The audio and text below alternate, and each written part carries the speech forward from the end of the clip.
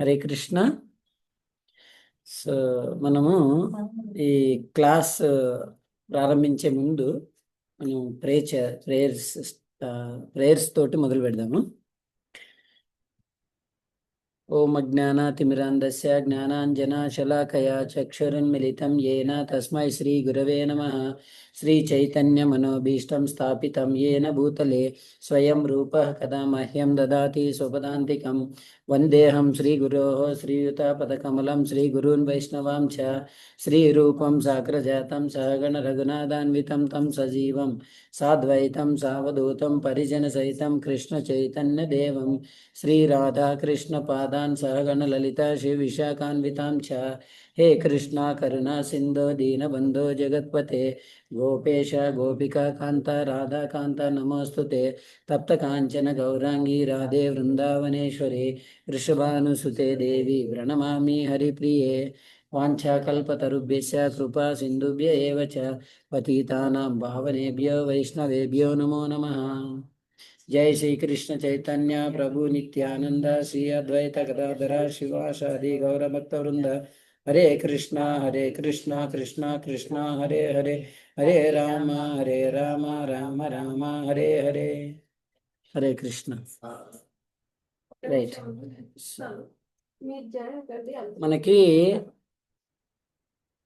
మనకి సర్వసాధారణంగా ఏంటంటే భగవంతుడు ఎవరు,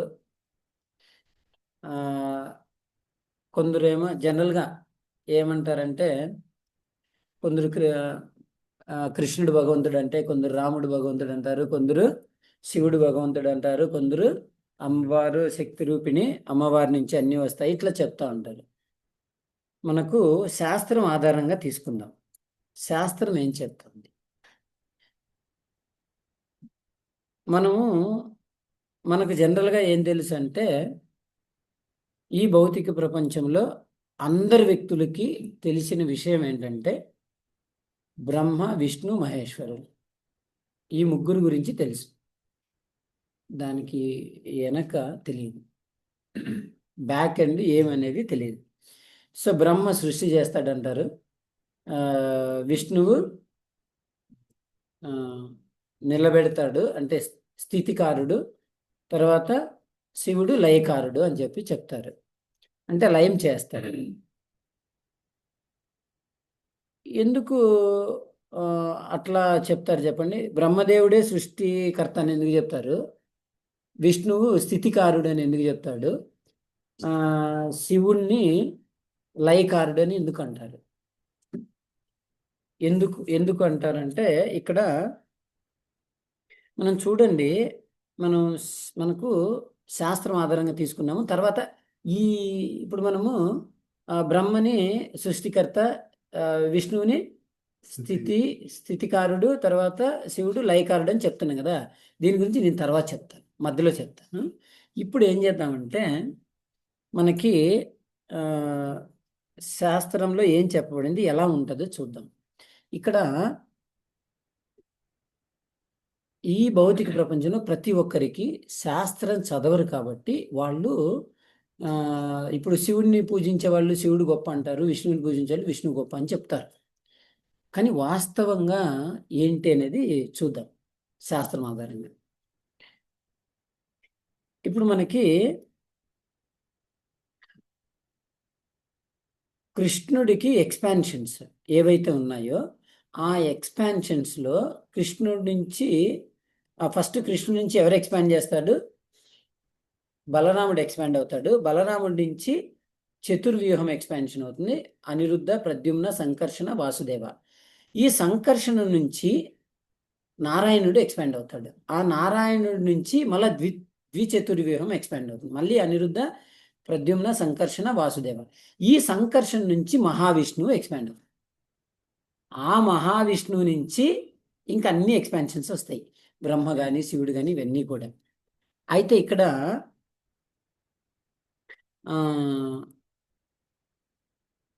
ఆ మహావిష్ణువు ఎవరైతే ఉన్నారో ఆ మహావిష్ణువు యొక్క రోమకూపం నుంచి ఒక్కొక్క వెంట్రుక నుంచి ఒక యూనివర్స్ ఎక్స్పాండ్ అవుతుంటుంది అనమాట, బయటకు వస్తుంటుంది అనమాట. ఆ మహావిష్ణువు మళ్ళీ ఎక్స్పాండ్ అయ్యి యూనివర్స్ లోపలికి ఎంటర్ అవుతాడు అనమాట గర్భోదక సాయి విష్ణు. ఆ గర్భోదక సాయి విష్ణు ఏం చేస్తాడంటే ఆ సముద్రముల మీద పడుకొని ఆయన యొక్క నాభి నుంచి ఒక కమలం వస్తుంది. ఆ కమలం మీద బ్రహ్మదేవుడు జన్మ తీసుకుంటాడు. అక్కడి నుంచి తర్వాత శివుడు వస్తాడు. ఎట్లా వస్తాడు చెప్తాను తర్వాత. అయితే ఇక్కడ సాక్షాత్తు బ్రహ్మదేవుడు క్లారిటీ ఇస్తున్నాడు మనకి. మీరు ఇట్లా అనుకుంటున్నారు కదా, అంటే శివుని పూజించే వాళ్ళు శివుడు గొప్ప అని, విష్ణువుని పూజించే వాళ్ళు విష్ణువు గొప్ప అని చెప్పుకుంటున్న బాగానే ఉంది. నాకు తెలుసు కదా, మీ అందరికంటే నాకు తెలుసు కదా, నేను మీ అందరికంటే ఉన్నతమైన వ్యక్తినే కదా అని చెప్పి బ్రహ్మదేవుడు చెప్తున్నాడు. ఎక్కడ? బ్రహ్మ సంహితలో చెప్తున్నాడు. ఏం చెప్తున్నాడు అంటే, క్షీరం యదా దది వికార విశేష యోగాత్ సంజాయతే నహి తతః పృథగస్తి హేతోః యశంభుతామపి తదా సముపైతి కార్యాత్ గోవిందమాది పురుషం తమహం భజామి. క్షీరం మీన్స్, క్షీరం అంటే ఏంది? పాలు. క్షీరం యదా దది, దది మీన్స్ పెరుగు. ఇన్ సాంస్క్రిట్లో దాన్ని పెరుగు అంటారు. దది అంటే పెరుగు. క్షీరం యథా దది వికార విశేష యోగాత్. వికార విశేష యోగాత్ అంటే బ్రహ్మదేవుడు చెప్తున్నాడు. ఇప్పుడు క్షీరం అంటే పాలు, దది అంటే పెరుగు. పెరుగు ఎక్కడి నుంచి వస్తుంది? పాల నుంచి వస్తుంది, అవునా? కానీ రెండిటి యొక్క లక్షణాలు ఎలా ఉంటాయి? లక్షణాలు ఎలా ఉంటాయి? పాలు యొక్క లక్షణం వేరే, పెరుగు యొక్క లక్షణం వేరే. అంటే లక్షణాలు వేరే, కానీ దాంట్లో ఉన్నటువంటి పదార్థము మిల్కే. రెండు మిల్కే, పాలే కదా. పాల నుంచి పెరిగి వచ్చిందంటే ఇది మిల్క్ ప్రోడక్టే, అది మిల్క్ ప్రోడక్టే, రెండు. అది బ్రహ్మదేవుడు చెప్తున్నాడు. కానీ వాటి లక్షణాలు వేరున్నా ఆ రెండు ఒకే ప్రోడక్ట్. అంటే ఇక్కడ బ్రహ్మదేవుడు చెప్తున్నాడు, ఈ పాలు వచ్చి విష్ణువు, పెరుగు వచ్చి శివుడు. అంటే విష్ణువు నుంచి శివుడు ఇంకొక అవతారం తీసుకుంటాడు, ఇంకొక ఎక్స్పాన్షన్ తీసుకొని ఈయన ఒక లక్షణాలని, ఈయన ఒక పని చేస్తాడు, ఈయన ఒక పని చేస్తాడు. ఒక విష్ణువే విష్ణువు నుంచే ఎక్స్పాండ్ అయ్యి ఎలా వస్తాడు? ఇంకొక అవతారంగా వస్తాడు. ఆయనే శివుడు. ఆయన లయకారుడుగా ఉంటాడు, ఈయన స్థితికారుడిగా ఉంటాడు. ఒకటే, వాళ్ళిద్దరు ఒకటే యాక్చువల్గా. చాలా మందికి తెలియదు. ఊరికి అనవసరంగా శివుడు గొప్ప అని విష్ణువు ఇట్లా అనుకుంటారు. అసలు ఒకటే భగవంతుడు ఉండేది. అక్కడ ఒకటే భగవంతుడు, ఆ విష్ణువు నుంచే ఎక్స్పాండ్ అవుతాడు శివుడు అని. అప్పుడు ఈ వీళ్ళు ఉంటారు కదా మధ్యలో, ఈ ప్రచారం చేసి, ఇప్పుడు ప్రచారం చేసేటప్పుడు రామానుజాచార్యులు వారు వచ్చారు. ఆయన ఆయన వచ్చి ఇది భజగోవిందాన్ని రచిస్తాడు, దాంతో చెప్తాడు. అయినా కూడా ఆయన అనుచరులు ఫాలో చేసేవాళ్ళు ఒప్పుకోరు. అక్కడి నుంచి స్ప్రెడ్ అయిపోయింది. సపరేట్, మేము సపరేట్, మీరు సపరేట్ అన్నట్టుగా. వాళ్ళు ఏం చేస్తారంటే భగవంతుడి యొక్క శక్తి మీద ధ్యానం చేస్తారు. భగవంతుడి యొక్క శక్తి మీద ధ్యానం చేస్తారు.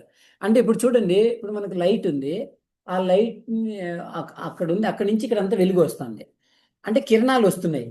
వాళ్ళు ఏం చేస్తారంటే కిరణాల మీద ధ్యానం చేస్తారు. ఈయనే భగవంతుడు అంటారు. మరి ఈ కిరణాలు ఎక్కడి నుంచి వస్తున్నాయి? అక్కడి నుంచి కదా వస్తున్నాయి. మరి ఆయన భగవంతుడు, ఆయన ఎవరి వల్ల?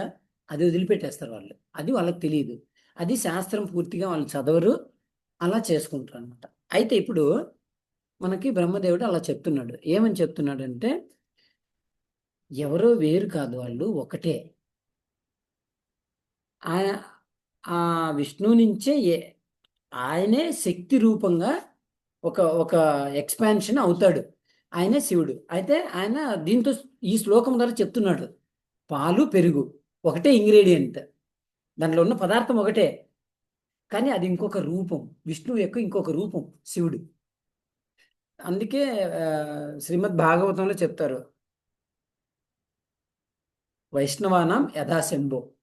శంభో అంటే శివుడు, వైష్ణవానాం యథా శంభో అంటే వైష్ణవులకెళ్ళి గొప్ప వైష్ణవుడు శివుడు. అని శాస్త్రమే చెప్తుంది. వేదాలు చెప్తున్నాయి, వేదాల యొక్క ఎసెన్స్ చెప్తున్నారు. అది అర్థం చేసుకోకుండా చెప్తారనమాట. అంటే వైష్ణవుడు వైష్ణవులలోకి వెళ్ళి టాప్ మోస్ట్ వైష్ణవుడు అనమాట ఆయన, శివుడు. అందుకనే మనం ఎప్పుడూ కూడా శివుణ్ణి ఎక్కడ నిందించకూడదు. చాలా గొప్ప వైష్ణవుడు, చాలా చాలా రెస్పెక్ట్ ఇవ్వాలి శివుడికి. అంత అంత గొప్పగా మనం గౌరవించాలి. అంత టాప్ మోస్ట్ వైష్ణవుడు. అది తర్వాత ఇంకొకటి ఇక్కడ మనకు చూడండి, ఇప్పుడు మనం బాగా అబ్జర్వ్ చేస్తే బ్రహ్మ ఎవరు మరి? బ్రహ్మ ఎవరు, శివుడు ఎవరు, ఇప్పుడు విష్ణువు ఎవరు చూద్దాం. బ్రహ్మ వచ్చి జీవశక్తి, అంటే మనలాంటి వ్యక్తి బ్రహ్మకి మరణం ఉంటుంది, కానీ శివుడికి మరణం ఉంటుంది. కానీ ఇప్పుడు భగవంతుడికి ఎట్లా ఉంటాయంటే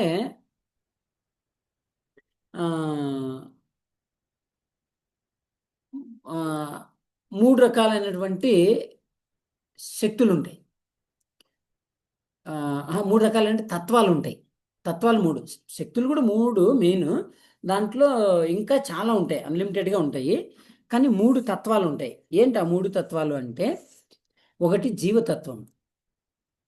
ఉన్నదే మూడు తత్వాలు అంతే, కంప్లీట్గా ఈ సృష్టి మొత్తం అంతట్లో కూడా మూడే తత్వాలు. ఆ మూడు తత్వాలు ఏంటంటే, ఒకటి జీవతత్వం, ఇంకొకటి శక్తితత్వం, ఇంకొకటి విష్ణుతత్వం. ఈ మూడే ఉండేది, ఉన్నదే మూడు. ఒకటి జీవతత్వము, శక్తితత్వము, విష్ణుతత్వం. ఇప్పుడు శివుడు జీవతత్వం కాదు. ఎందుకని జీవతత్వం కాదు? మరణం లేదు కాబట్టి. ఇప్పుడు మనం అందరం జీవులము, మనకు మరణం ఉంది అంటే జీవశక్తి కాదు. ఇంకా శక్తితత్వం, శక్తి అంటే ఎవరు? అమ్మవారు. ఆయన ఏమన్నా ఫిమేలా? కాదు, శక్తితత్వం కాదు. ఉన్నది ఎవరు? ఇంకా విష్ణుతత్వం. అంటే శివుడు విష్ణుతత్వం. అందుకే మనకు అద్వైతాచార్యులు శివుడు విష్ణువు రెండు కలిపి ఇద్దరు ఒకటయ్యి అద్వైతాచార్యులు వస్తారు. అప్పుడు భగవంతుడైనటువంటి కృష్ణుడైనటువంటి చైతన్య మహాప్రభుని ఆహ్వానిస్తారు 500 సంవత్సరాల కిందట. వీళ్ళిద్దరూ ఒకటవుతారు. విష్ణువు శివుడు ఇద్దరు ఒకటయ్యి అద్వైతాచార్యులుగా జన్మ తీసుకుంటారు. ఇక్కడ తీసుకొని భగవంతుడైనటువంటి కృష్ణుని ఆహ్వానిస్తారు వీళ్ళిద్దరు. యాక్చువల్గా విష్ణువు శివుడు వీళ్ళు ఈ భౌతిక ప్రపంచంలో ఉంటారు, కానీ వీళ్ళంతా కూడా భగవంతుడి నుంచి వస్తారు. కానీ చూడండి, విష్ణువుని ఆహ్వానిస్తున్నాడు. అట్లా ఉంటుంది. తత్వం అర్థం చేసుకోవాలి. యాక్చువల్గా అయితే చాలా మందికి తత్వం అర్థం కాదు. ఒకే విష్ణువే ఎక్స్పాన్షన్ అయినటువంటి విష్ణువు ఒరిజినల్ విష్ణువుని కాల్ చేస్తున్నాడు, పిలుస్తున్నాడు. అట్లా ఉంటుంది. ఇప్పుడు తిరుమలలో కూడా అంతే కదా, వరాహస్వామి, వెంకటేశ్వర స్వామి. ఈ వరాహస్వామి విష్ణువే, ఆయన విష్ణువే. ఈ విష్ణు ఆ విష్ణువుతో మాట్లాడతారు. ఏంటది మరి? భగవంతుడే కదా మాట్లాడగలడు, వేరే వాళ్ళు మాట్లాడలేరు కదా. సో వరాహస్వామి విష్ణువే, వెంకటేశ్వర స్వామి విష్ణు అవతారమే. ఈ విష్ణు ఆ విష్ణువుతో మాట్లాడుకుంటున్నారు ఇద్దరు. ఎట్లా ఉంటుంది చూడండి. అంటే కాబట్టి భగవంతుడు ఎట్లా కావాలంటే కూడా అలా ఎక్స్పాండ్ అవుతాడు. అప్పుడు అది బ్రహ్మదేవుడు చెప్తున్నాడు. ఇక్కడ విష్ణువుని పాలతో పోలుస్తాడు, శివుణ్ణి పెరుగుతో పోలుస్తాడు. అంటే ఇది ఆ రూపం నుంచి వచ్చిన ఇంకొక రూపం అది. అంటే శివుడు వేరే కాదు, విష్ణుతత్వమే, ఉన్నది ఒకటే తత్వం ఇక్కడ. అది అర్థం చేసుకోవాలి.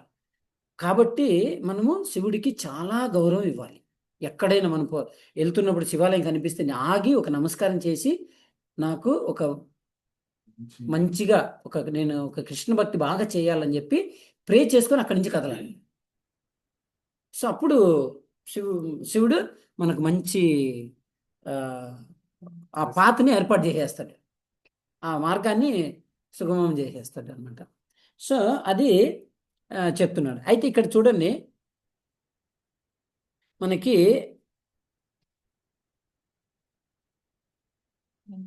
చార్జర్ ఏరా.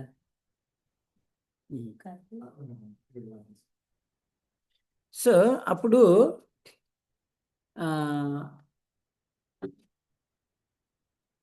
బ్రహ్మదేవుడు అది చెప్తాడు కదా.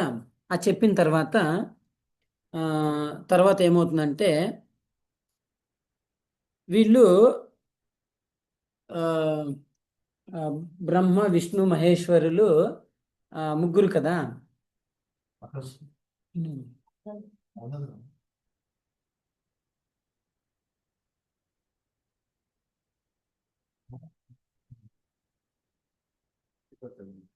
ఉందిలే, ఉందిలే.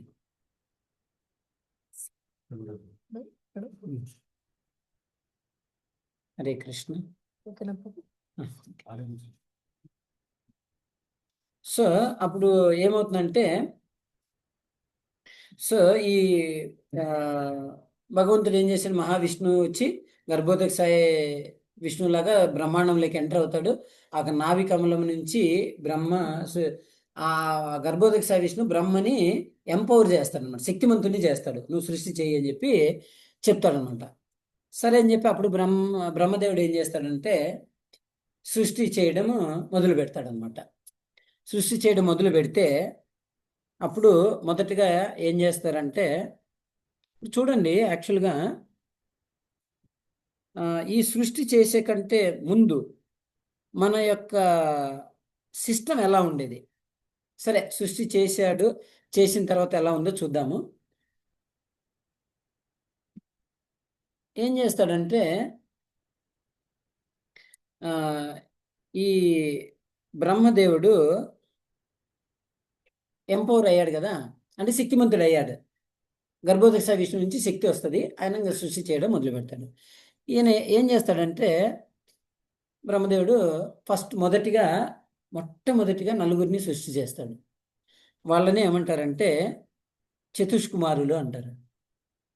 సనత్ సన సనందన సనాతన సనత్ కుమారులు. సనత్ కుమారులని ఆ బ్రహ్మకి నలుగురిని సృష్టి చేస్తాడు. ఈ నలుగురిని సృష్టి చేసిన తర్వాత వాళ్ళకి చెప్తాడు. ఏమని చెప్తాడు, మీరు ఆ, పెళ్లి చేసుకొని తర్వాత మీరు ఈ సృష్టిని అంతటిని మీరు కంటిన్యూ చేయాలి అని చెప్పి వాళ్ళకి చెప్తే వాళ్ళు బ్రహ్మ యొక్క ఆజ్ఞని తిరస్కరిస్తారు. వాళ్ళ వయసు 5 సంవత్సరాలు ఉంటుంది అంతే. బ్రహ్మకి ఎదురు తిరుగుతారు. మేము చేయము, సృష్టి చేయము, మేము మేము పెళ్ళే చేసుకోము, మేము సృష్టి చెయ్యము అని చెప్పి 5 సంవత్సరాల పిల్లవాళ్ళు ఎంత జ్ఞానవంతులు తెలుసా వాళ్ళు. అసలు చాలా చాలా జ్ఞానం ఉంటుంది వాళ్ళకి. అయితే చాలా శక్తివంతులు. వాళ్ళు ఏం చేస్తారంటే బ్రహ్మకి చెప్తారన్నమాట, నేను మేము చెయ్యము, మేము పెళ్ళే చేసుకోము అంటే ఆ, అట్లా అన్న తర్వాత అవసరమైతే మేము ఇట్లా 5 సంవత్సరాల వయసులోనే అట్టే ఉండిపోతామండి. వాళ్ళు బట్టలు కూడా వేసుకోరు, అట్లే ఉండిపోతారు, అట్లే తిరుగుతుంటారు, వైకుంఠ లోకాలను తిరుగుతూ ఉంటారు, భగవంతుని దర్శనం చేసుకుంటూ ఉంటారు. సో అట్లా ఇంక ఈ వయసు అట్లే ఉండిపోతుంది ఇంకా 5 ఇయర్స్ అంతే. అక్కడి నుంచి పెరగదు తరగదు, పెద్దవాళ్ళు ఎవరు చిన్నవాళ్ళు ఎవరు అట్లే ఉండిపోతారు అనమాట. అక్కడ బ్రహ్మకి చిన్న కోపం వస్తుంది. కోపం వచ్చినా కూడా ఆయన కంట్రోల్ చేసుకుంటాడు. కంట్రోల్ చేసుకున్నా కూడా అది ఎట్లా ఉంటుంది అంటే కొంచెం ఉంటుంది. ఆ ఆ కోపం ఆ కొంచెం ఉంటది. ఉన్న తర్వాత వీళ్ళు నేను చెప్పిన మాట వినలేదు చూడు, వీళ్ళు సృష్టి చేయమంటే చేయలేదని కోపం వస్తుంది. ఆ కోపం వచ్చినప్పుడు ఆ కోపంలో నుంచి వచ్చినటువంటి ఆ శక్తి జనరల్గా ఎట్లా ఉంటుందంటే ఆ ఆ కోపం అనేది ఎక్కడి నుంచి బయటకు వస్తుందంటే ఈ 2 కనుబొమ్మల నుంచి బయటకు వస్తుంది జనరల్గా. అందుకే జనరల్గా ఏం చేస్తారంటే బొట్టు పెట్టేసేయమంటారు అక్కడ. బొట్టు పెట్టేస్తే ఆ నెగిటివ్ ఎనర్జీ ఏదైనా లోపలికి వెళ్ళాలన్నా బయటికి వెళ్ళాలన్నా కూడా ఇదే ప్లేస్ అనమాట. సో కాబట్టి అక్కడ బొట్టు పెట్టుకుంటారు. ఎందుకు పెడతారంటే అందుకే అనమాట రీజన్. అంటే నెగిటివ్ ఎనర్జీ లోపలికి ఎంటర్ అవ్వకుండా. అయితే అందుకే మనం కూడా తిలక్ పెట్టేస్తే అడికి లాక్ అయిపోద్ది అనమాట.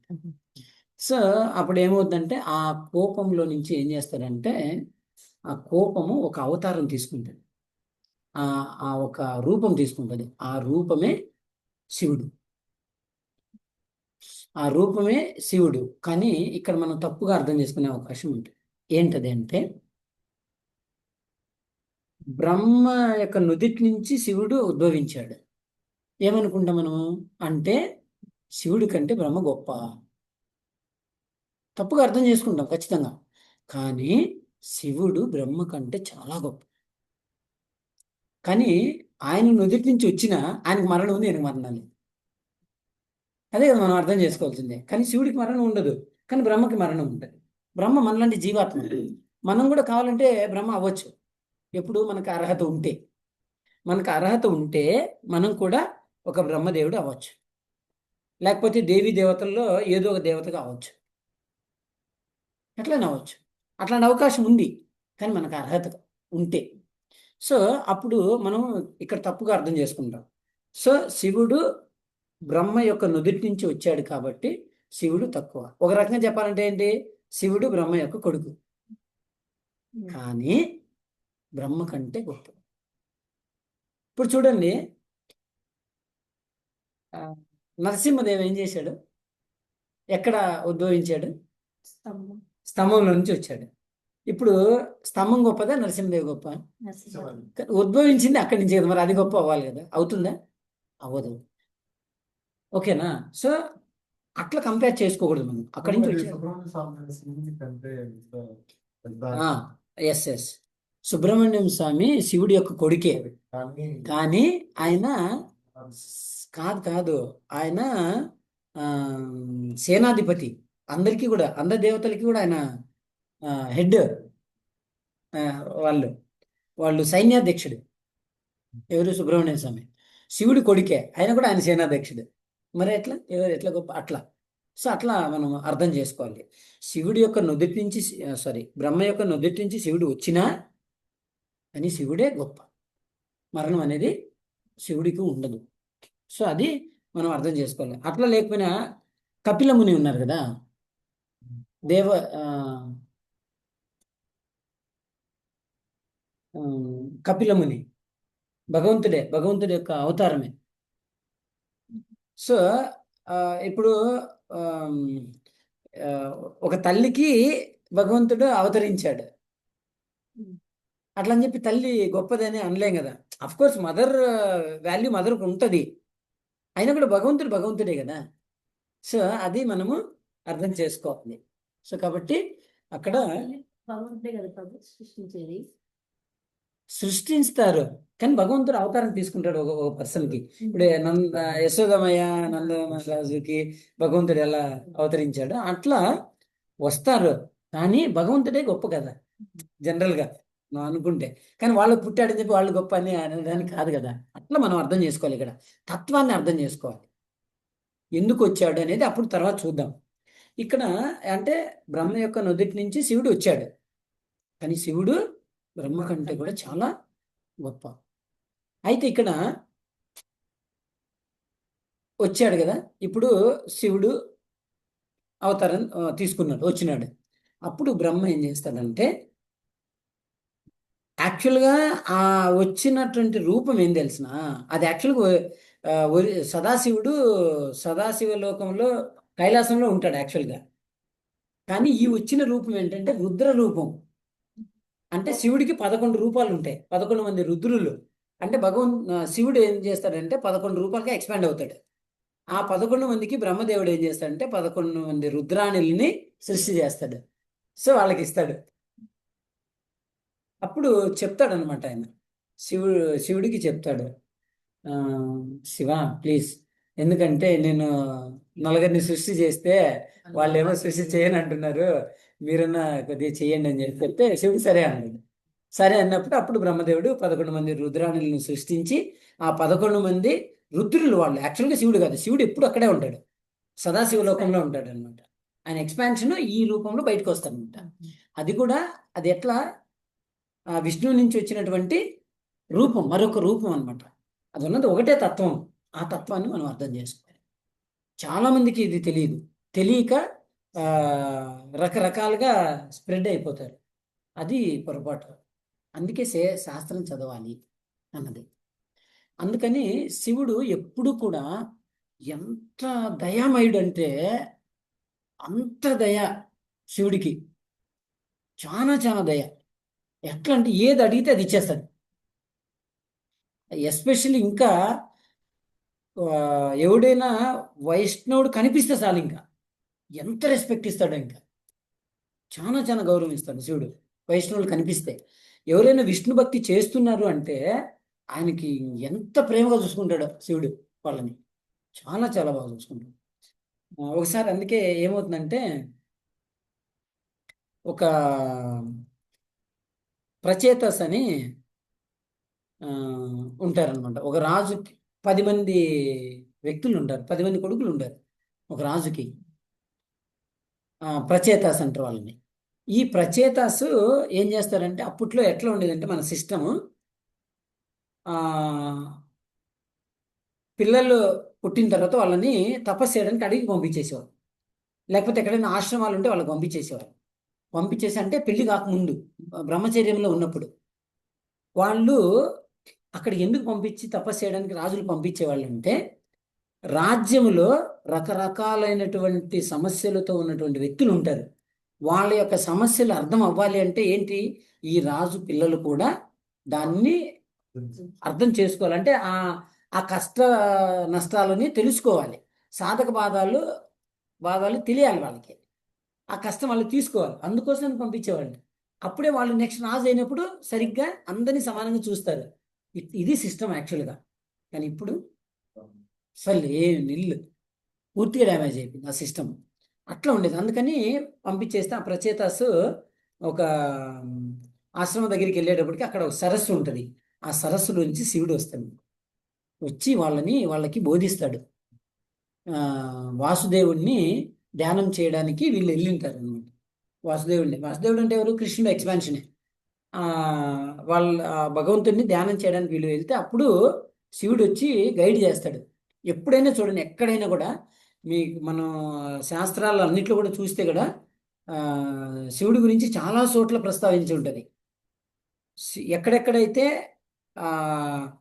వైష్ణవులు భగవంతుని ఆరాధన చేస్తారు అక్కడికల్లా శివుడు వెళ్ళిపోతాడు, వాళ్ళని గైడ్ చేస్తాడు, ప్రత్యేకంగా గైడ్ చేస్తారు వాళ్ళని. అంత దయామయుడు శివుడు. సో కాబట్టి మనం చాలా చాలా గౌరవం ఇవ్వాలి, ఎక్కడ చూసినా ఎక్కడ కనపడిన కూడా. అయితే అప్పుడు ఏమవుతుందంటే ఆ శివుడు వీళ్ళని కూడా గైడ్ చేసి వాళ్ళని మళ్ళీ పంపిస్తారన్నమాట. శివుడే చాలా వరకు చాలా చోట్ల, ఎన్నో చోట్ల అట్లా శివుడు ఎక్కడెక్కడైతే ఇది చేస్తూ ఉంటారో తపస్సు కానీ ధ్యానం ఏది చేసినా కూడా అక్కడికి వెళ్ళి శివుడు వాళ్ళని గైడ్ చేస్తాడు. సో అట్లా శివుడు ఏం చేస్తాడంటే ఏ వైష్ణవుడు నిజంగా భగవంతుడి గురించి ఆరాధన చేయాలనుకుంటే వాళ్ళందరినీ కూడా శివుడు ప్రత్యేకంగా వెళ్ళి వాళ్ళకి ఆశీర్వాదం ఇస్తాడని. సో అట్లా మనం కూడా శివుడి నుంచి మనకు ఆశీర్వాదం కావాలి, భగవంతుడి భక్తిలో మనం నిలబడాలంటే. అది లేకుండా అవ్వదు యాక్చువల్గా, ఎందుకంటే ఆయన చాలా గొప్ప వైష్ణవుడు కాబట్టి. అది అలా అవుతుంటుంది. అప్పుడు ఏం చేస్తాడంటే బ్రహ్మదేవుడు శివుడిని అడుగుతాడనమాట, మీరు కొద్దిగా సృష్టి చేయండి అంటే సరే అంటాడు. సరే అయిన తర్వాత అప్పుడు ఏమవుతుందంటే జనరల్గా ఇప్పుడు బ్రహ్మ విష్ణు మహేశ్వరులు అన్నాం కదా, ఈ ముగ్గురు నేను అప్పుడు చెప్పాను కదా ఫస్ట్ మళ్ళీ చెప్పుకుందామని, ఎందుకు ఈ ముగ్గురు ఇక్కడ ఉన్నారు, వీళ్ళు భౌతిక ప్రపంచంలో ఎందుకున్నారు అంటే, ఈ భౌతిక ప్రపంచంలో 3 గుణాలు ఉంటాయి. ఈ మొత్తం భౌతిక ప్రపంచంలో 3 గుణాలు ఉంటాయి. ఏంటది? సత్వగుణము, రజోగుణము, తమోగుణం. సత్వగుణం అంటే ఏంటి? సత్వగుణం అంటే మంచి గుణాలు కలిగి ఉండడం, అంటే వ్యక్తులు మంచిగా ఉంటారు, మంచిగా మాట్లాడతారు, తర్వాత నీట్గా ఉంటారు, అన్నీ ఒక మంచిగా సిస్టమేటిక్గా ఒక మంచి పద్ధతులు కలిగి ఉంటారు. వాళ్ళని సత్వగుణం వాళ్ళు సత్వగుణంలో ఉన్నవాళ్ళు అంటారు. తర్వాత రజోగుణం అంటే ఏంటంటే హైపర్ యాక్టివ్ అన్నమాట. అంటే నేను ఏదో ఒకటి సాధించాలి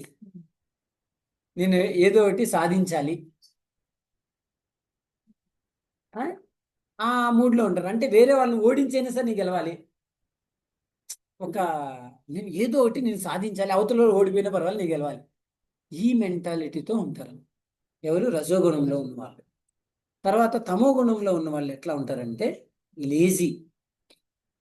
వాళ్ళు ఎవరి గురించి ఆలోచించరు, ఎవరి గురించి పట్టించుకోరు, ఏదైనా జరుగుతున్నా కూడా అసలు వాళ్ళు ఈ సంబంధం లేదన్నట్టుగా ఉంటారనమాట. అంత లేజీగా ఉంటారు వాళ్ళు. తర్వాత ఇంకోటి ఏంటంటే బాగా గొడవలు చేసేస్తారు. పాడు చేసేస్తారు వాళ్ళు వేరే వాళ్ళని ఇంకా. అది తమ గుణంలో ఉన్నవాళ్ళు. అయితే ఈ ముగ్గురు భగవంతుడి యొక్క శక్తులే, వీళ్ళు ముగ్గురు కూడా విష్ణు నుంచి ఎక్స్పాండ్ అవుతారు. వీళ్ళు ముగ్గురు కూడా బ్రహ్మ విష్ణు మహేశ్వరుడు. భౌతిక ప్రపంచంలో కదా వీళ్ళు ఉండేది. కాబట్టి ఈ భౌతిక ప్రపంచంలో ఉన్నటువంటి త్రిగుణాలు, ఈ త్రిగుణాలకి ఒక్కొక్కరు ఒక అధిష్టాన దేవత. వీళ్ళు విష్ణు వచ్చి సత్వగుణానికి అధిష్టాన దేవత, బ్రహ్మ వచ్చి రజోగుణానికి అధిష్టాన దేవత, శివుడు వచ్చి తమోగుణానికి అధిష్టాన దేవత. అయితే వీళ్ళు ముగ్గురు మనం ఒకటి అర్థం చేసుకోవాలి ఇక్కడ. అంటే వీళ్ళకి అధిష్టాన దేవతే, కానీ వాళ్ళు ఆ గుణంలో ఉండరు, వాళ్ళకి బియాండ్ ఉంటారు అన్నమాట. వాళ్ళకి అధిష్టానం, వాళ్ళ ఒక హెడ్ అంతే, దాన్ని ఆ గుణాలు వాళ్ళకి వర్తించవు. ఎట్లా దీన్ని అర్థం చేసుకోవచ్చు అంటే, ఒక జైలర్ ఉన్నారు. ఆ జైలర్ అనే వ్యక్తి ఉంటారు. తర్వాత జైల్లో చాలా మంది దొంగలు ఉంటారు, అవునా? అంటే ఇప్పుడు ఈ జైలర్ను కూడా దొంగగా ట్రీట్ చేస్తామా? కానీ ఆయన ఆ దొంగలను అందరినీ కూడా చూసుకుంటాడు అంతే. కానీ జైలర్ దొంగ కాదు కదా. ఎలా అయితే జైలర్ దొంగ కాదో, అలానే శివుడు కానీ విష్ణువు కానీ బ్రహ్మ కానీ ఈ గుణాలకు అతీతులు, బయట ఉంటారు వాళ్ళు. కానీ ఒక్కొక్క గుణానికి ఒక దేవత కావాలి కాబట్టి అధిష్టాన దేవత మెయింటైన్ చేయడానికి, అట్లా వాళ్ళు అధిష్టాన దేవతలుగా ఉంటారు. అట్లా విష్ణువేమో సత్వగుణానికి అధిష్టాన దేవత, బ్రహ్మేమో రజోగుణానికి అధిష్టాన దేవత, శివుడేమో తమో గుణానికి అధిష్టాన దేవతలు అంతే. కానీ ఈ గుణాలు వాళ్ళ మీద పనిచేయవు. ఆ ఉదాహరణ ద్వారా మనం అర్థం చేసుకోవచ్చు. సో వాళ్ళ అట్లా ఉంటారు అంతే, కానీ వాళ్ళ మీద ఆ గుణాలు పనిచేయవు. అయితే ఇప్పుడు బ్రహ్మదేవుడు ఏమి అడిగాడు? శివుడిని సృష్టి చేయమని అడిగాడు. చేస్తానన్నాడు. సరే అని చెప్పి శివుడు ఏం చేస్తాడంటే సృష్టి చేయడం మొదలు పెడతాడు. మొదలు పెడితే సృష్టి చేస్తూ ఉంటారు, జరుగుతూ ఉంటుంది. ఆ సృష్టి జరుగుతూ ఉంటే వాళ్ళు ఏం చేస్తారంటే, సృష్టి చేసిన తర్వాత వాళ్ళంతా పోయి మొత్తాన్ని అంతని నాశనం చేసేస్తూ ఉంటారు.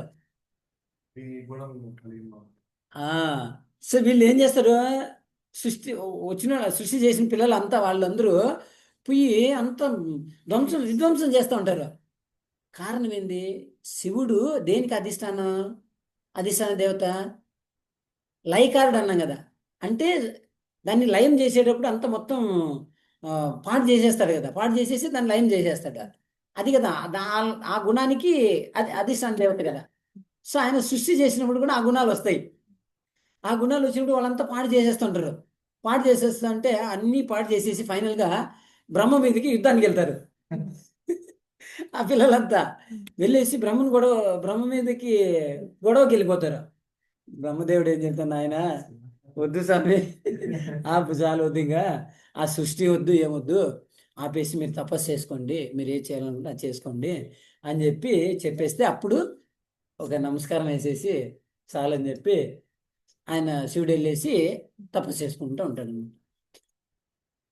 అప్పుడు ఏం చేస్తాడంటే, ఈ బ్రహ్మదేవుడు ఏం చేస్తాడంటే, ఆ శివుడు ఏం చేస్తాడు? సృష్టి చేసిన పిల్లలందరినీ వెనక్కి తీసేసుకుంటాడు. ఆ పాడు చేసిన వాళ్ళందరినీ తీసుకొని శివుడు మళ్ళీ తపస్సులోకి వెళ్ళిపోతాడు.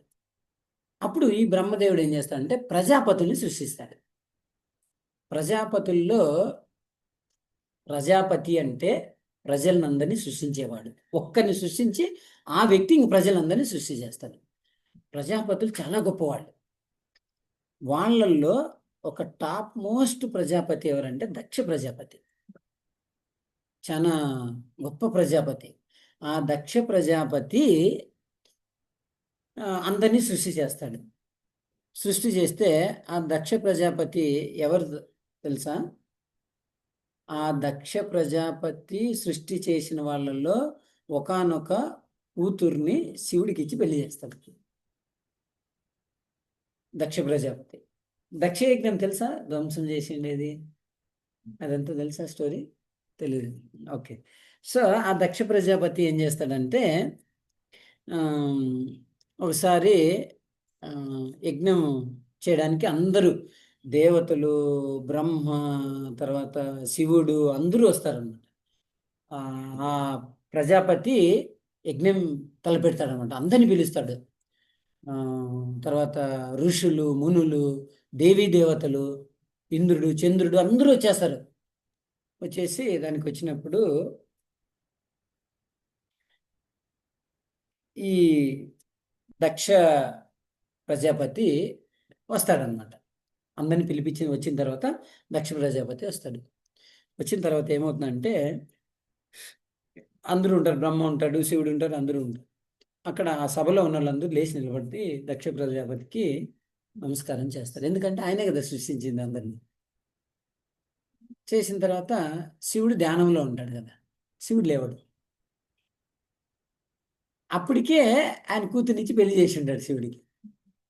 శివుడు లేకపోతే ఈ దక్ష ప్రజాపతి ఏం చేస్తాడంటే నానా మాటలు అనేస్తాడు. నేను సృష్టి చేసిన వాళ్ళు అందరూ నేను వస్తే నువ్వు నాకు రెస్పెక్ట్ ఇవ్వవా అని చెప్పి శివుణ్ణి నిందిస్తాడు, చాలా నిందిస్తాడు. ఆ దక్ష ప్రజాపతి ఎవరు? భగవంతుడి యొక్క భక్తుడు. శివుడు ఎవరు? భగవంతుడి యొక్క భక్తుడే. చాలా గొప్ప వైష్ణవుడు, ఇద్దరు వైష్ణవుడు. అప్పుడు ఏం చేస్తాడంటే ఎట్లా అంటే నానా మా అందరని మాటలు అనేస్తాడు శివుణ్ణి. అయినా శివుడు ఒక్క మాట కూడా మాట్లాడు. అది ఒక శుద్ధ భక్తుడి యొక్క లక్షణం. అప్పుడు ఈ దక్ష ప్రజాపతి ఆ మాట అన్న తర్వాత విష్ణు వస్తాడు. విష్ణు వచ్చి చాలా మందలిస్తాడు. నా భక్తుని నువ్వు నిందించావు, దాని యొక్క ఫలితం నీకు ఉంటుంది అని చెప్పి చెప్తాడనమాట. చెప్పిన తర్వాత మందలించి ఇంకా ఎప్పుడు చెయ్యి కొట్ల అని చెప్పి వార్నింగ్ ఇచ్చేసి వెళ్ళిపోతాడు విష్ణు. అప్పుడు ఆయన ఏం చేస్తాడంటే ఆ యజ్ఞం తలపెట్టినప్పుడు కూతురు ఎవరు? పార్వతీదేవి, శివుడి యొక్క భార్య. ఇన్వైట్ చేయాలి కదా, చేయలే. అందరిని ఇన్వైట్ చేసినప్పుడు కూతుర్ని కూడా ఇన్వైట్ చేయాలి కదా, చేయలేదు. కానీ తండ్రి మీద ఉన్న మమకారంతో పార్వతీదేవి ఏం చేస్తుంది, నేను వెళ్తానని చెప్పి శివుడిని అడిగితే వద్దు అంటాడు. ఫస్ట్ వద్దు అంటే కూడా లేదు, లేదండి పోదాము, రండి పోదాం అంటే సరే అని చెప్పి బలవంతంగా వస్తారు. ఇద్దరు వస్తారు. ఇంకా శివుడు కూర్చొని ఉంటాడు. అప్పుడు మళ్ళీ ఆయన వచ్చిన తర్వాత ఈమెకి గౌరవాన్ని ఇవ్వడు. ఎవరు?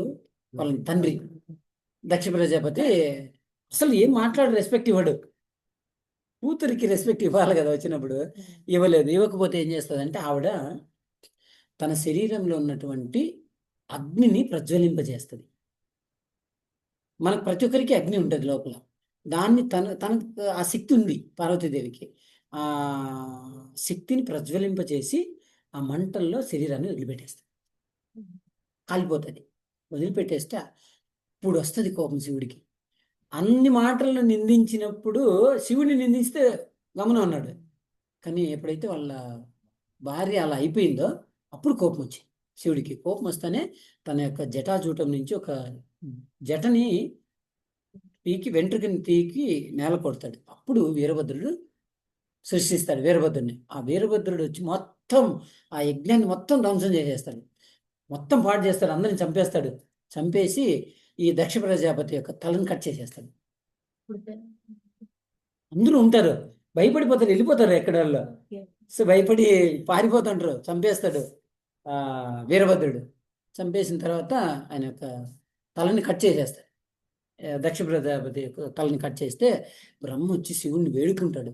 అయినా ప్లీజ్ నువ్వు చెప్పు, శాంతించమని చెప్పు, వద్దు ఆపేయమంటే అప్పుడు శివుడు కొంచెం శాంతించి సరే అని చెప్పి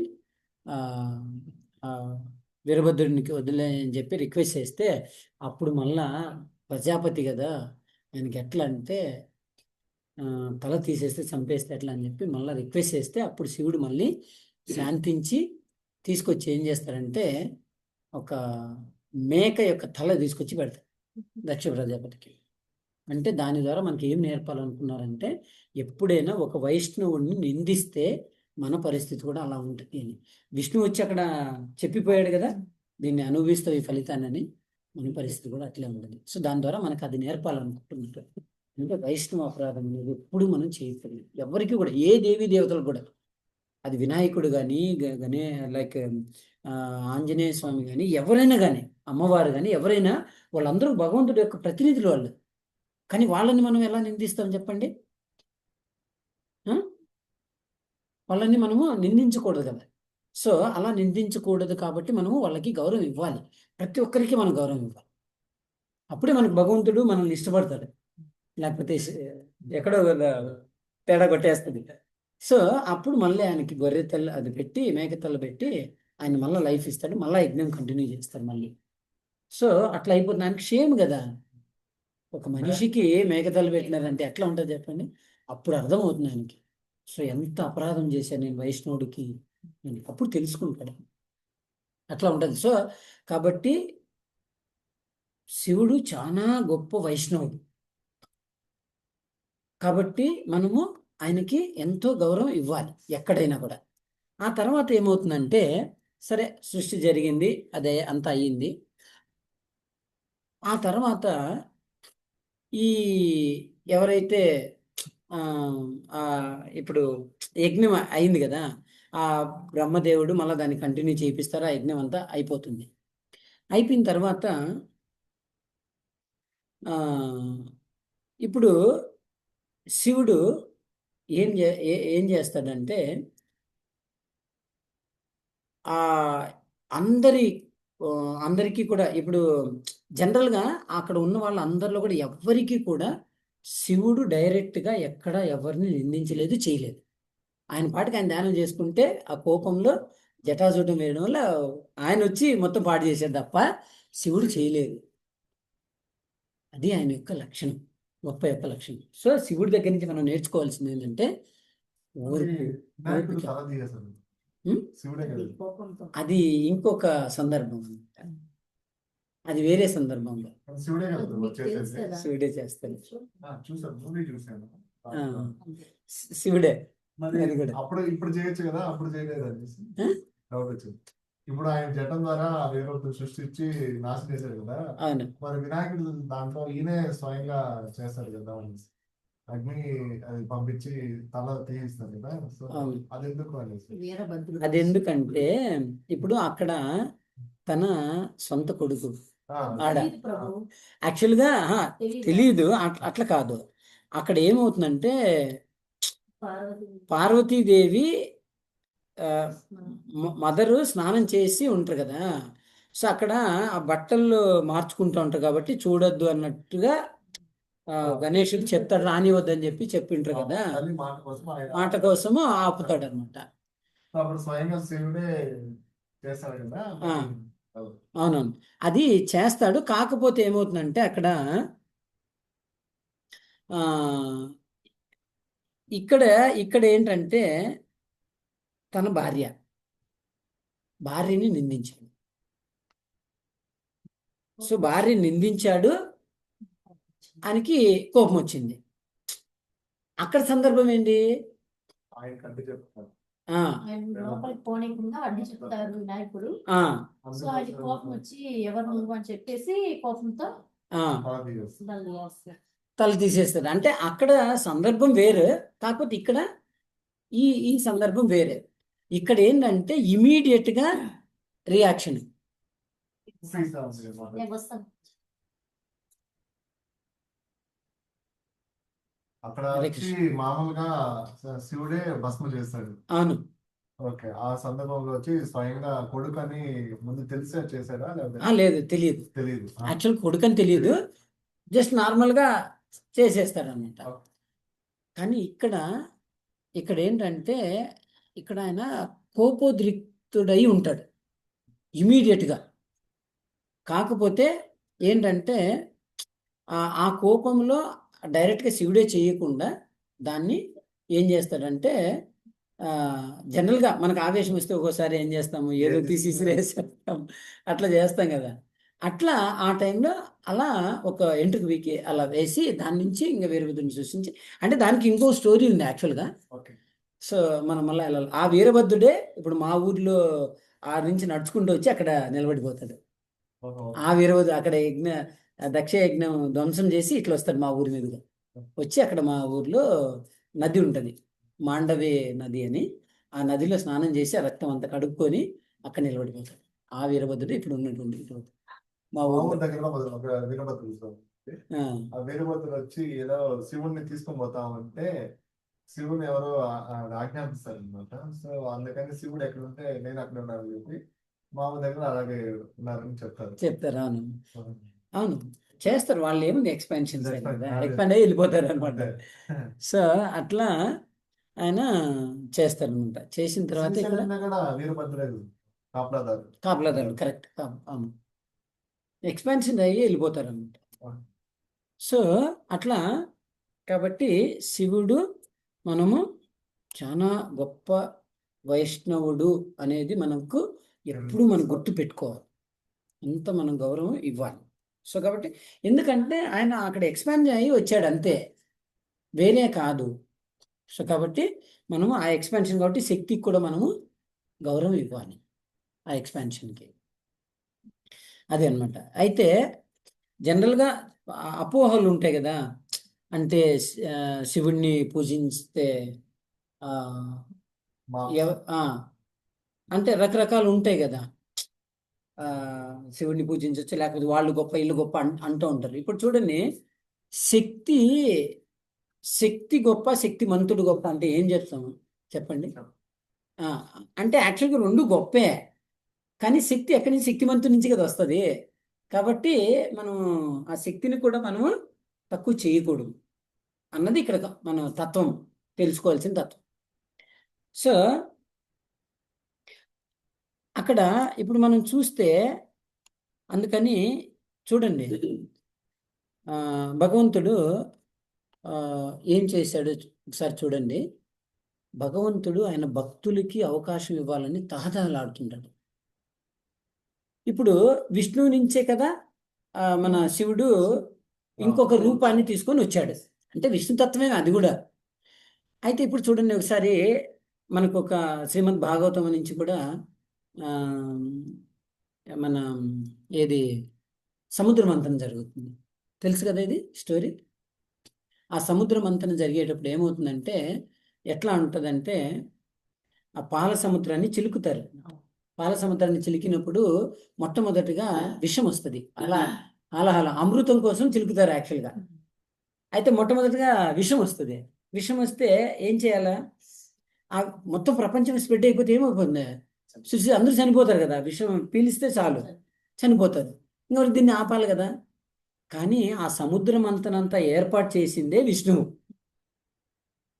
అంత ఏర్పాటు చేసినటువంటి విష్ణువు ఆ హాలాహలాన్ని ఆపలేడా? ఆపలేడా? ఆపుతాడు, కానీ ఆపలేదు, చెయ్యడు. అప్పుడు అది స్ప్రెడ్ అవుతుంటే వస్తుంటే ఆయన అందరూ దేవతలు పరిగెత్తుకుంటూ విష్ణు దగ్గరికి వెళ్తారు. స్వామి విషయం వచ్చింది, ఏమైపోతుంది, ప్రపంచం అంతా నాశనం అయిపోతుంది, ఏదో ఒకటి చేయండి అంటే, నేను కాదు, ఇది చేయాలంటే శివుడే చేయగలడు. ఎందుకు అలా చెప్పాడు? విష్ణువు ఒక స్టెప్ బ్యాక్ తీసుకున్నాడు, భక్తుడిని ముందు పెట్టాడు. విష్ణు వెనక్కి తీసుకొని భక్తుడిని ముందు పెట్టుకుంది. సో శివుడైతేనే ఇది చేస్తాడు అని. ఏం చేస్తారు చాలా మంది ఈ పాయింట్ పట్టుకొని ఏం చెప్తారు? ఆయన భగవంతుడు అనేస్తారు. అది పొరపాటు, అట్లా చేయకూడదు. అందుకే శాస్త్రం చదవాలి. సో అక్కడ భగవంతుడు వెనక్కి తీసుకున్నాడు ఒక స్టెప్, ఆయన్ని ముందు పెట్టాడు. అప్పుడు అందరూ దేవతలందరూ కైలాసంకి వెళ్తారు. కైలాసంకి వెళ్ళి ఆయన్ని ప్రార్థన చేస్తారు. స్వామి ఇదే విషం వచ్చేసింది, ఎట్లా ఇది పరిస్థితి అంటే, అప్పుడు ఆయన శివుడు పార్వతీదేవిని అడుగుతాడు, పార్వతి నేను విషం తీసుకోవాలనుకుంటున్నానంటే ఎవరైనా ఒప్పుకుంటారా? విషం తీసుకుంటే ఏమవుతుందా అని ఫస్ట్ వద్దంటది. తర్వాత మళ్ళీ ఏం చెప్తుంది? సరే తీసుకోండి అంటారు. ఎందుకు చెప్పండి, ఎందుకు తీసుకోమంటది అంటే, ఎవరు ఆవిడ? పార్వతీదేవి ఎవరు? శక్తి రూపిణి. ఆ శక్తి రూపిణి ఎవరు? భగవంతుడి యొక్క చెల్లెలు, కృష్ణుడి యొక్క చెల్లెలు. శివుడు ఎవరు? చెల్లెలు యొక్క భర్త. సో ఆమెకి తెలుసు ఆయన ఉన్నాడు కదా, అన్నయ్య ఉన్నాడు కదా, చూసుకుంటాడు అన్నీ అని. అన్నయ్య చూసుకుంటాడు కదా, సో ప్రాబ్లం ఏముంది, సరే అని చెప్పి ఒప్పుకుంటుంది అనమాట.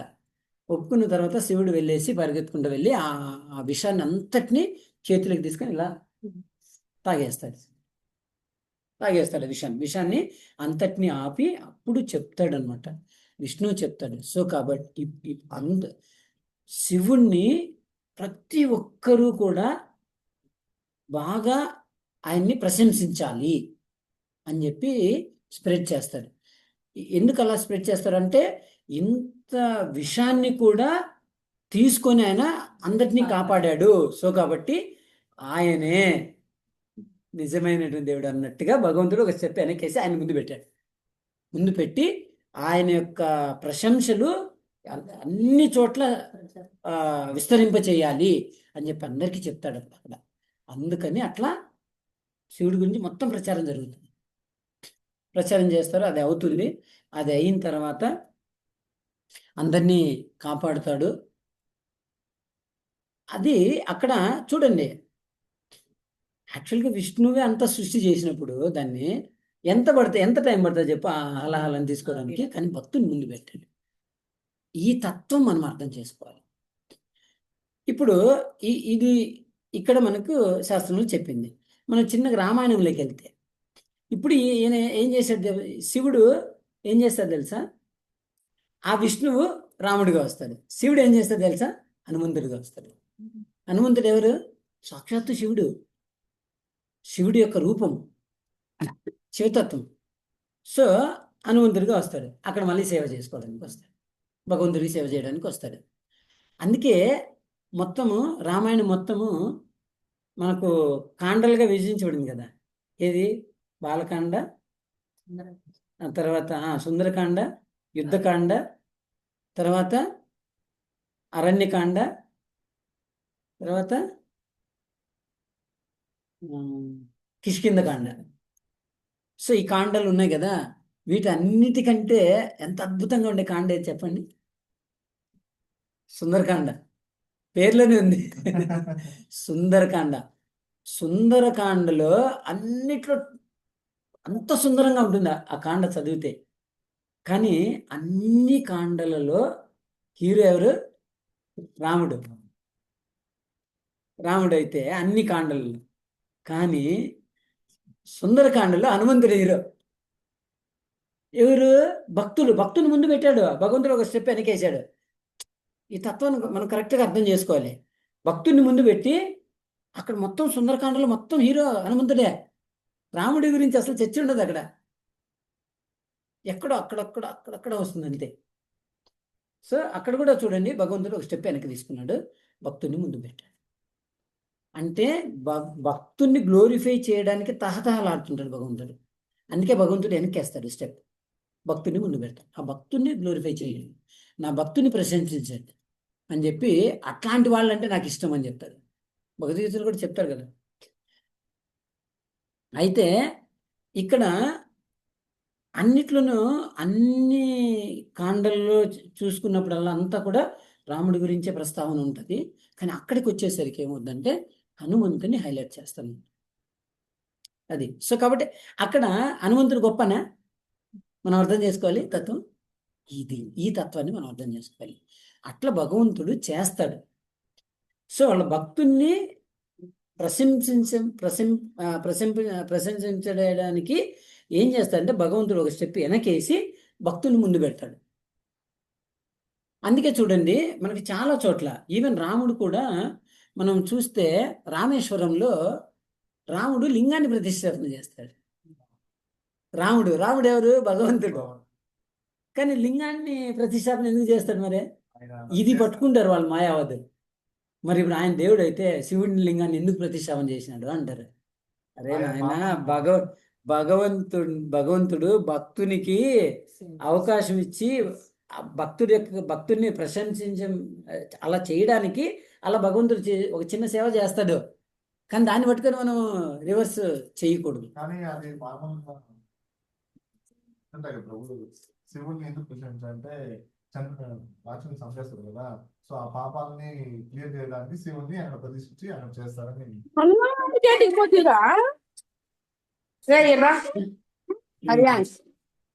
హరే కృష్ణ మాతాజీ.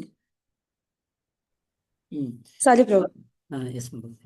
సో అంటే ఎప్పుడు కూడా భగవంతుడు ఏం చేస్తాడు?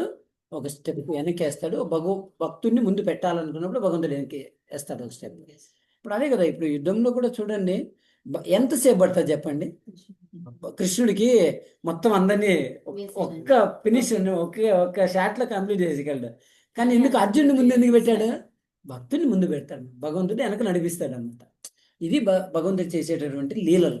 సో ఈ తత్వాన్ని మనం ఎప్పుడైతే అర్థం చేసుకుంటామో అప్పుడు మనం ప్రతి ఒక్కరికి కూడా మనం గౌరవం ఇస్తాం, ఎవరిని మనం నిందించాం. అప్పుడు ఇప్పుడు ఈ ఈ ఈ సృష్టిలో మొత్తం అంతా కూడా విష్ణు తత్వమే ఉండేది, ఇంక వేరే తత్వం లేదు యాక్చువల్గా. కానీ శివుడిలాగా వస్తాడు భగవంతుడే, విష్ణువే ఇంకొక రూపంలో వస్తాడు అంతే. శివ అంటారు అంతే. అది కూడా ఆ తత్వం కూడా విష్ణు తత్వమే, అది తెలియదు. అందుకని మనము శాస్త్రం చదవడమైనా లేకపోతే శాస్త్రం ఎవరు చదివినారో వాళ్ళ నుంచి విన్నామైనా అప్పుడు మనకి ఎగ్జాక్ట్గా అర్థమవుతుంది, తెలుస్తుంది. లేకపోతే చాలా విషయాలు మనకు తెలియదు. అది చెప్తే నమ్మేసి అది పట్టుకునేస్తాం, అక్కడ తప్పుగా అర్థం చేసుకునే అవకాశాలు ఉంటాయి. అందుకని మనం ఎప్పుడూ కూడా ఎక్కడ ఏదైనా కూడా, ఎక్కడ మనం శివాలయం మనకు కనిపించినా, ఒక అమ్మవారి దుర్గాదేవి మందిరం కనిపించిన, వినాయకుడి గుడి కనిపించిన, ఒక నమస్కారం వేసి నాకు కృష్ణ భక్తిలో ఎదిగే అవకాశం ఇవ్వండి అని ఒక ప్రే చేసుకొని వెళ్ళాలి అక్కడి నుంచి. ఎప్పుడు కూడా అక్కడి నుంచి దాటకూడదు అట్లా. సో అంత గౌరవం మనం ఇవ్వాలి, ఎందుకంటే వాళ్ళు అంత గొప్ప స్థాయిలో ఉన్నారు వాళ్ళు. సో కాబట్టి ఈరోజు ఒక వైష్ణవుడి యొక్క గొప్పతనాన్ని మనం తెలుసుకుందామనే ఉద్దేశంతో భగవద్గీత గురించి ఆ శ్లోకం తీసుకోకుండా ఈరోజు ఇది తీసుకొని చెప్పడం జరిగింది. ఇంకేమైనా డౌట్స్ ఉంటే డిస్కస్ చేద్దాము. హరే కృష్ణ మాతాజీ. హరే కృష్ణ ప్రభు.